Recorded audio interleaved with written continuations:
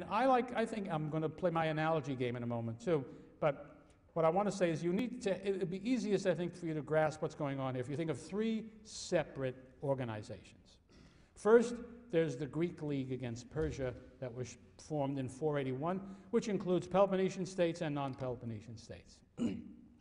Then, keep in mind the oldest of these, I should have mentioned first, the Peloponnesian League, which is older than the Greek League, which includes, for our purposes, essentially only Peloponnesian states. There are a couple of exceptions, but none are across the sea in any way.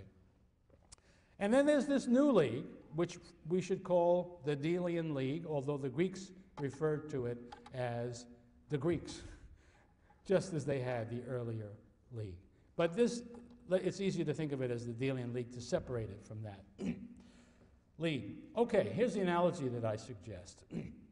The Greek League against Persia, we might think of as being like the United Nations organization, because it includes states from both sides, from all of these places.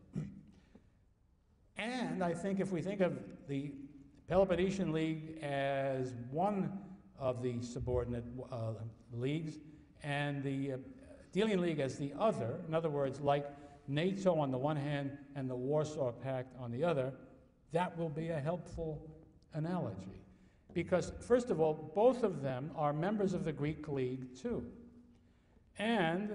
But as the United Nations Organization Charter permits regional associations, so NATO and the Warsaw Pact were regional associations, so too, without there being any formality about it, it clearly didn't mean to abolish the Peloponnesian League, and therefore there was no reason why there shouldn't be a different regional alliance like that of the Delian League.